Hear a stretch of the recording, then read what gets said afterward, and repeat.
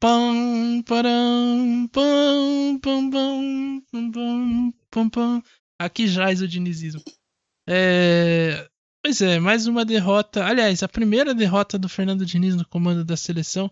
Eu ia falando mais uma derrota porque contra a Venezuela ficou um gostinho de derrota também, mas o jogo terminou empatado.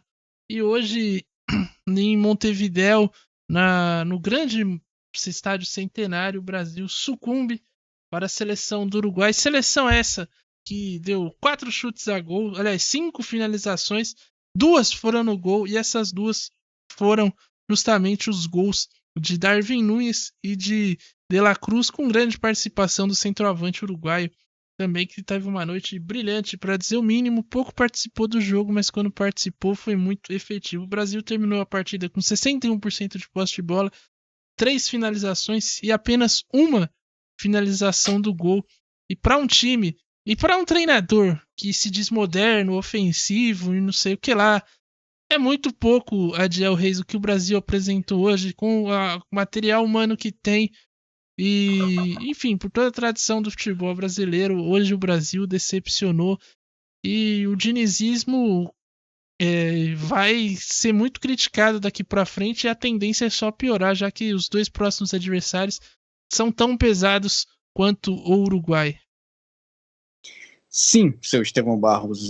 No meu vídeo que eu fiz de segunda-feira, eu comentei aqui no canal sobre ser o maior teste do Fernando Diniz no comando da seleção brasileira, só que eu não esperava que ele tivesse tão mal preparado para esse teste, viu? Ele achou mesmo que ele ia ganhar do Uruguai jogando da maneira louca que ele simplesmente faz aqui no Fluminense, fez no São Paulo, enfim, pelos times que ele passou. Não dá para entender certas atitudes tomadas pelo treinador, como você falou muito bem, colocar 3 atacantes e tal, a gente vai comentar sobre isso mais à frente, mas desde o começo, Estevão Barros, desde a partida contra a Venezuela, o Brasil já vinha jogando mal, fez uma partida pífia, só que era contra a Venezuela e tal, vai jogar contra o Uruguai, de repente ganha, e a gente poderia estar elogiando aqui. Não aconteceu. O Uruguai fez a dele, ganhou o jogo, fez os gols, ponto. Vamos falar só do Brasil. Cara, Casimiro estava mal, não conseguiu jogar. Neymar, você cantou a pedra, ele ia sair de alguma forma lesionado ou expulso, foi o que aconteceu no final do primeiro tempo. E aí o Brasil começou a jogar bem na segunda etapa, tá? Já estava perdendo de 1-0, levou o gol, mas começou a jogar bem na segunda etapa. E aí faltou a leitura de jogo do Fernando Diniz, ou parece, Estevão Barros, que ele não quer se desapegar da ideia de que que ele não gosta de fazer o básico. Ele quer morrer com a ideia de que ele é moderno até o fim. E aí ele quer improvisar 13 centroavantes, quer colocar um ponta de lateral e com a perna trocada, inclusive. Aí quer jogar cruzamento na área, faz 3 zagueiros, faz um 3-2-5 bagunçado, e quase só não leva o terceiro porque o Marcelo Bielsa teve pena. Tá? Fernando Diniz falou, esse rapaz é jovem, estagiário, tem muito que aprender ainda na frente. Mas o Brasil foi uma bagunça, foi um bando em campo. E a gente não está criticando só porque é o Fernando Diniz, a gente sempre bate nele de vez em quando aqui, porque ele é louco, mas é assim, desde a semifinal pela Libertadores do Fluminense contra o Internacional, Fernando Diniz parece ter chegado de novo naquele seu limite de criatividade técnica e de diversidade tática dentro de campo. Eduardo Cudê deu um banho tático nele, só não ganhou por causa do Ener Valencia e dos gols perdidos. Mas tem uma final aí contra o Boca Juniors que nós vamos ver mais de Brasil e Uruguai, um time atacando com posse de bola contra um time defensivo, que é a maior dificuldade de Fernando Diniz. Aí, Estevão Barros, fica a pergunta: por que Fernando Diniz não faz o básico? Monta um 4-4-2, joga para fazer o resultado, joga com finalização de fora da área. Eu não vi o Brasil tentar um chute de fora da área, nem cruzamentos foram feitos. Com 3 centroavantes, o Brasil não fez um cruzamento certo ali para tentar alguma coisa diferente. Tudo que ele tentou deu errado desde o início. E, na boa, se jogou assim contra o Uruguai, que o Uruguai também está se reformulando, contra uma Argentina campeã do mundo. Nossa, vai ser complicado, hein? E se continuar do jeito que está, mas é porque o Brasil tem 6 vagas aí, né, para a Copa do Mundo. Mas a tendência é piorar bastante, viu? Não quero ser pessimista, mas, enfim, será que isso vai antecipar a vinda do Ancelotti? O que o Edinaldo vai fazer agora? Ele vai dizer que foi só uma partida? Eu tô muito curioso para ver a coletiva do Fernando Diniz, cara. Eu quero saber o que ele vai justificar com essas mudanças horrorosas que ele fez aí. Não. Falta de leitura de jogo é o mínimo que o Fernando Diniz tem. A coletiva do Diniz, eu vou antecipar para você aqui, vai ser o seguinte. Nós tivemos o controle da partida, a gente conseguiu ali dominar o adversário, ter mais volume, mas o adversário estava trancado, né? Veio aqui para se retrancar, se fechar e sair no contra-ataque. E infelizmente nós tomamos os 2 gols, mas a culpa é do adversário que veio fechado. Vai ser algo nesse sentido, ele vai culpar o adversário que teve um plano de jogo que neutralizou muito bem o dele e ele não conseguiu superar o adversário, é isso. Porque quando esse tipo de coisa acontece, é o discurso que ele adota. Ele não consegue assumir os erros, não consegue buscar alternativas e fica se repetindo nessa. E quando eu falei que os jogos daqui pra frente vão ser complicados, é Colômbia e Argentina. Colômbia fora, Argentina em casa. 2 adversários que gostam também de complicar o Brasil. Colômbia em casa é muito forte, tem um retrospecto bom jogando em solo colombiano. E Argentina, bom, atual campeã do mundo, maior rival da seleção brasileira, vai ser outro jogo duríssimo. No primeiro tempo, Adiel, acho que foi um jogo ali equilibrado por baixo, não foi um jogo tão inspirado das duas equipes. O Uruguai é preocupado em anular a seleção brasileira. O Brasil até tentava mais. E no primeiro tempo ainda tinha organização, até o gol do Núñez.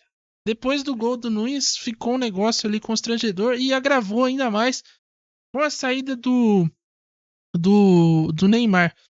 Depois, no segundo tempo, acho que a seleção teve ali uns bons momentos, mas muito na empurrância, não na base da organização, era na base da loucura, correria, só que muita desorganização. O Uruguai muito bem postado, sabia esperar, soube manter a calma e saiu na boa. E quando saiu, na única oportunidade que teve, aproveitou numa jogadaça ali do Núñez, que mostrou muita força, jogada de centroavante mesmo, brigou ali nos zagueiros, aliás, entre o zagueiro e o Casemiro, que ganhou, tocou pro De La Cruz, que estava na área, e aproveitou. Mas de novo, um jogo em que o Brasil mostra ali uma insistência gigante para jogar só pelo lado esquerdo, o que eu não consigo entender, essa insistência. Entendo que o Diniz goste de ter ali jogadores pelo mesmo setor para trabalhar jogadas, mas o Brasil está exagerando nessa dose. O Rodrigo tá toda hora caindo por ali, deixa o lado direito vazio. Isso atrapalha o time, que fica penso, fica previsível, atrapalha o futebol do Vini Júnior, que é um jogador que precisa de espaço, e ele não tem, porque tá todo mundo amontoado ali, e fica um jogo confuso. O Diniz não parece não saber o que fazer. É claro que tá no início também, mas acho que ele, quando mexe no time, são substituições que ele faz no Fluminense em termos de sistema tático, não consegue buscar inovação, e o elenco do Fluminense é um, da seleção brasileira é outro. E detalhe, ele escolhe o elenco da seleção brasileira, ele tem esse luxo de poder convocar todos os jogadores que estão registrados, nasceram em solo brasileiro, ou se naturalizaram brasileiro em algum momento, ele pode convocar, certo? Qualquer um deles, montar o time que ele quiser. O conceito de seleção é esse. E ele escolhe faz algumas escolhas questionáveis. E na hora de ter essa variação, ele não consegue, porque o elenco é limitado, porque ele se limitou. E aí, na hora de ter as substituições, de novo, ele se limita a fazer as mesmas coisas que ele faz no Fluminense. Então, tira ali um meio campo, vai para um 4-2-4, aí é loucura, é na base da força, da insistência, e muito menos da organização. Eu acho que às vezes a gente precisa também separar o diferente do funcional também, porque não necessariamente o fato dele ser um futebol diferente, eu acho que nisso ele tem um ponto, de levar a discussão para o futebol para um outro caminho, de ter novos ares, eu concordo com isso, mas isso não necessariamente funciona, né? Por isso ele o fato da ideia dele ser diferente já torna boa. E acho que muitas vezes o pessoal acaba se apegando a essa questão, a gente está numa seara tão grande no futebol brasileiro, que às vezes a gente acaba se apegando a essas ideias inovadoras como se elas fossem mudar o futebol, como se elas fossem algo sensacional, e não são. Então acho que O encanto da serpente do Diniz precisa passar. Essa frase ficou estranha, mas enfim. O encanto do Diniz precisa. Eu tava esperando você justificar isso.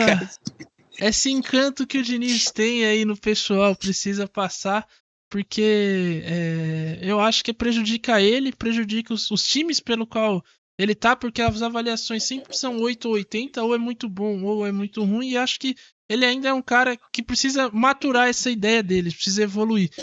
E para uma seleção eu sempre falei que era demais para ele e tá se provando que de fato é demais para ele. E não sei não, o torcedor do Fluminense, eu ficaria muito atento aí em relação a essa final da Libertadores. Adiel Reis, quer comentar alguma coisa aí sobre o Fernando Diniz? Que daqui a pouco vamos entrar nas avaliações individuais aí. Ah, Fernando Diniz é um otário, viu? Na boa. Puta que pariu. Com todo respeito. Pô, Excelente. Não, na boa, eu sou sincero. Você sabe que eu sou sincero pra falar esse tipo de coisa, mas puta que pariu. Não é possível, Estevão Barros. Eu sempre falo isso quando a gente tem uma avaliação de uma partida que a gente saberia que fazer o básico era o suficiente para pelo menos tentar um resultado diferente, tá? Não quer dizer que se a gente tivesse lá, a gente ganharia a partida. Mas, porra, olha, o Marcelo Bielsa se fechou. Cara, faz um 4-3-3, um 4-2-2, 4-4-2 básico. Você pode muito bem enfrentar um time do Uruguai no mano a mano e usar a habilidade dos jogadores para vencer essa partida. Concordo, quando estava 0-0, o Brasil estava organizado, mas era uma organização, uma posse de bola completamente ineficaz. Não tinha efetividade, o Brasil não tinha finalizado. Era Gabriel Magalhães, quantas vezes eu falei o nome desse cara? Então, pô, Fernando Diniz, sério, se for para deixar a posse de bola com o zagueiro, eu faço isso. Porra, se você é do futebol moderno, né, às vezes, porra, fazer o básico faz a diferença numa partida como essa. E ele poderia mostrar muito maturidade agora, entendeu? Aqueles que criticam ele, que ele é doido, nossa, o Fernando Diniz foi muito maduro ao entender que o Brasil poderia fazer o básico para ganhar do Uruguai. Mas não, perdeu e morreu com as suas ideias. E agora vai ficar difícil defender, entendeu? Quem é defensor, o Rica Perrone e os seus comparsas aí, eu quero ver defender esse cara agora. Ah, o Neymar não estava em campo. Tava uma merda, tá? Inclusive, quando ele saiu, o Brasil foi melhor. É isso aí, tô puto. E uma coisa também sobre o Diniz é essa dificuldade que ele tem de fazer o simples, né? Acho que quando o Neymar se machucou ali, ele já vinha com o Veiga, com o Gerson, que ok, não são opções que eu convocaria, mas era o que ele tinha no plantel e era o que o jogo pedia, um meia ali, fazer o básico, e não vir com invenção, enfim, acho que ele desmontou o time e ficou uma bagunça. Agora, olhando para as individualidades, eu acho que é difícil achar alguém que tenha ido bem. Eu destaquei o Carlos Augusto e acho que é só, viu? Porque o Ederson, ok, não tem culpa nos gols, mas também dá pra elogiar um goleiro que tomou 2 gols na partida, por mais que ele não tenha tido culpa. O Magalhães vinha até fazendo uma partida boa, mas acho que o segundo gol do Uruguai também minou essa boa partida que ele vinha fazendo. E sei lá, o dos que entraram, velho, de verdade. Putz. Ah, o Gabriel Jesus se esforçou. Exatamente. Porque acho que foi os únicos que dá pra destacar, Diego. Não sei se você concorda. Carlos Augusto, por ensinar o treinador a fazer o básico, né? Ele fez na dele. Ele não avançou porque ele sabia que se ele fosse, ele ia complicar. Ele não atrapalhou. Então, acho que por aí a gente já disse que o Carlos Augusto foi um destaque. Não quer dizer que tenha feito a partida da vida dele, mas não comprometeu defensivamente.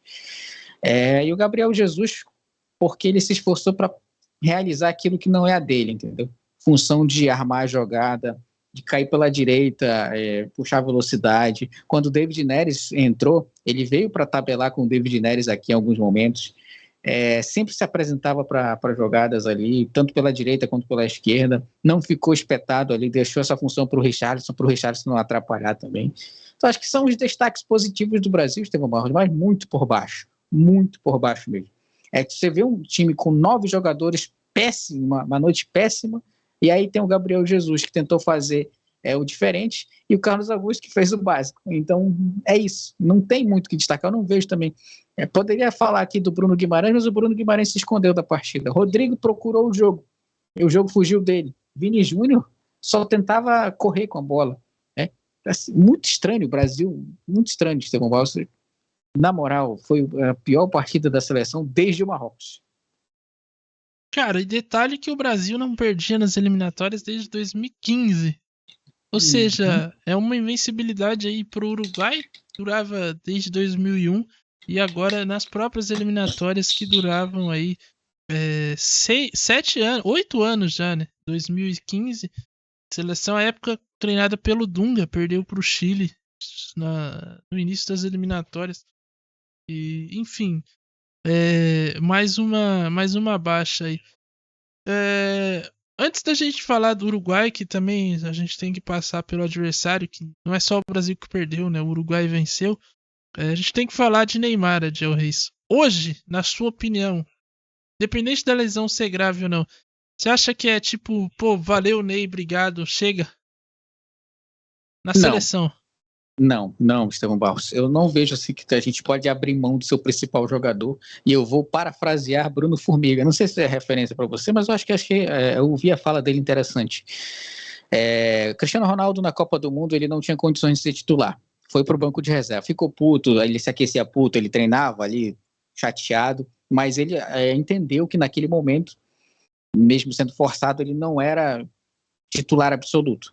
Eu acho que o Neymar não é titular absoluto também na seleção brasileira, mas pode ser um reserva que ajude nesse processo de reconstrução, de início de um novo ciclo para a Copa do Mundo. Ele tem que estar na seleção.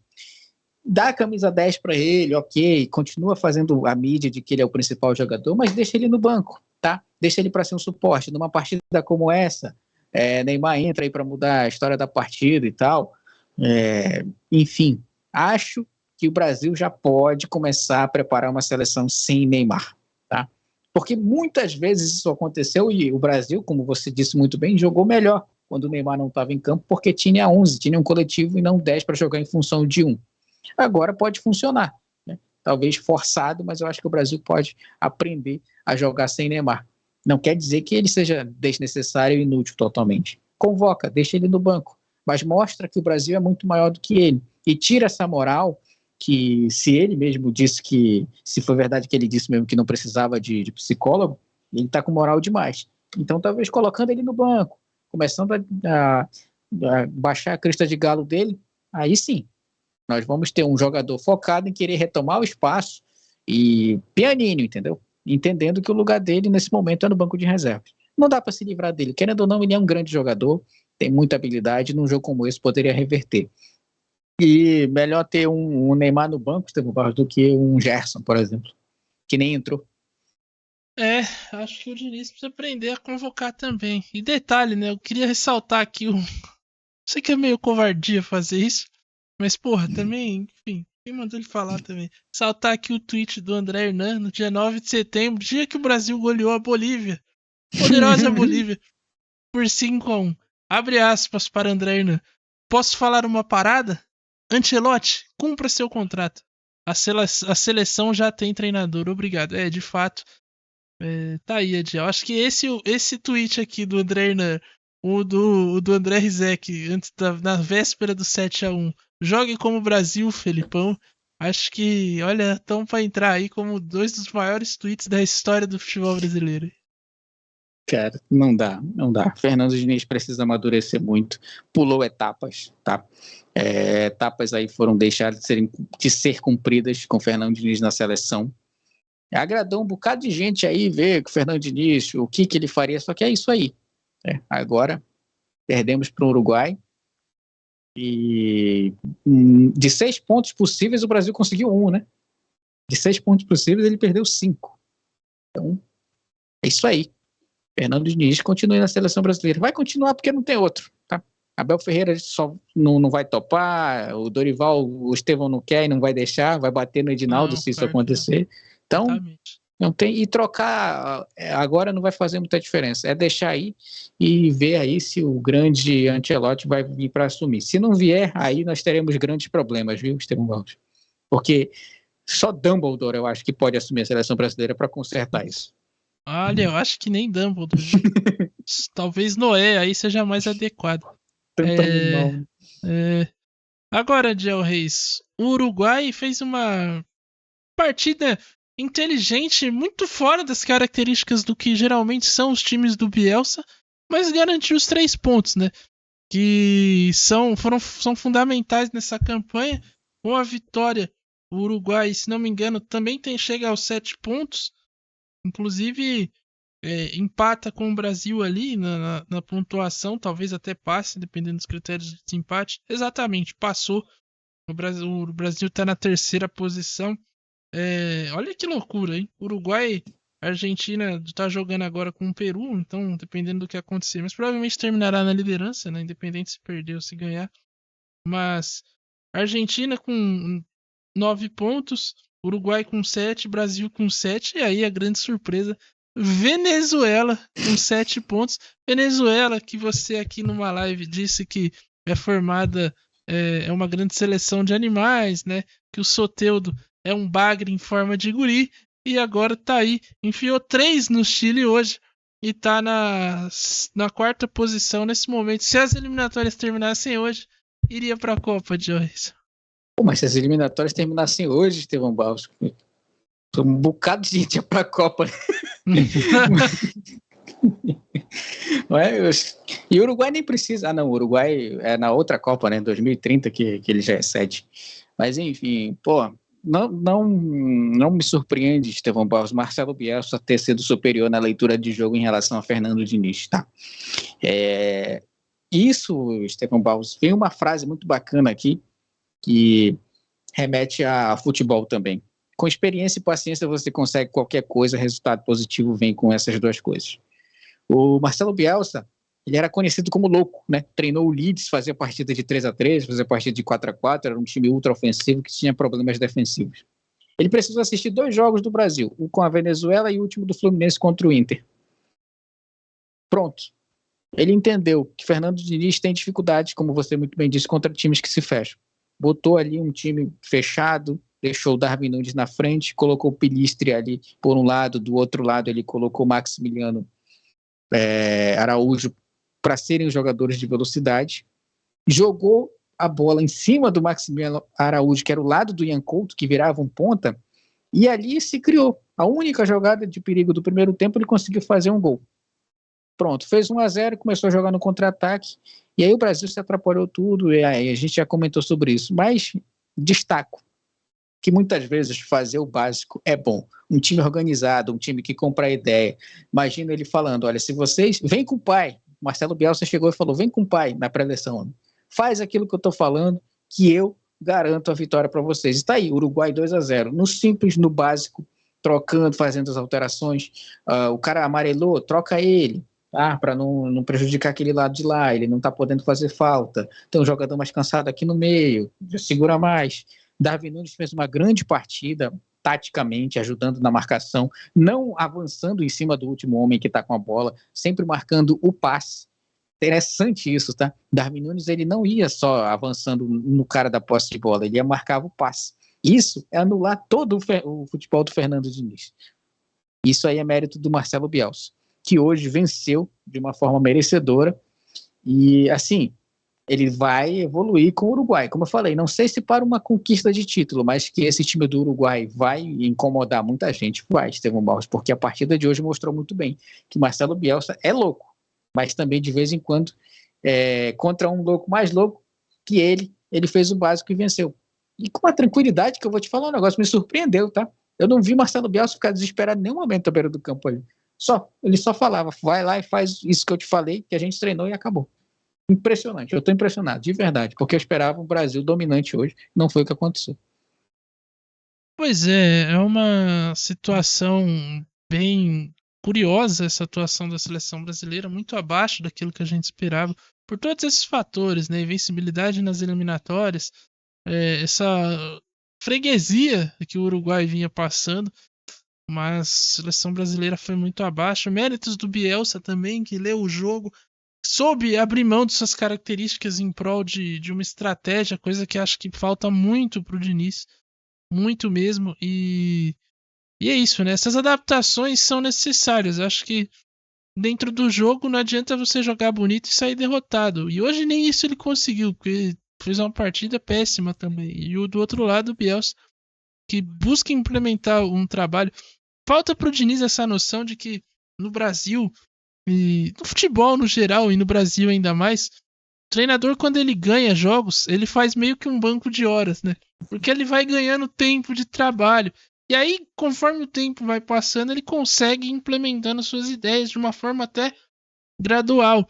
Coisa que o Bielsa parece que tá nesse caminho, né? Também muito mais experiente, né? Um cara já que tá há anos e anos aí no futebol, influenciou boa parte dessa geração do futebol, né? Treinadores argentinos, o Guardiola já falou que se inspirou muito no Bielsa.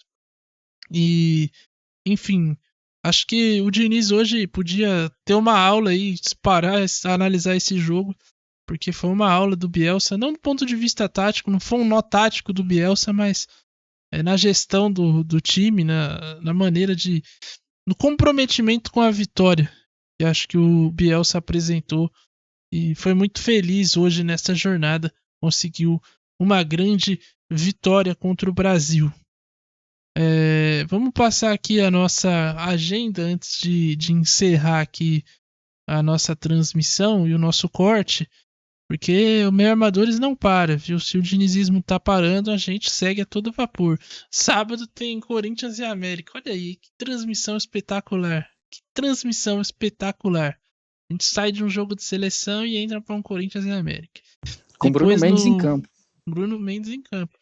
Depois isso às 17h30 de um sábado. Depois no domingo, às 16 horas, Brusque e Amazonas fazem a final da Série C. Grande decisão, terminou 0-0 em Manaus. Agora eles decidem em Brusque e para ver quem será o campeão da Série C de 2023. Na semana que vem, na terça-feira, voltamos com a Champions League. Sevilla e Arsenal, a partir das 15 horas da terça-feira, se enfrentam. Jogo em Sevilla, jogo na Andaluzia.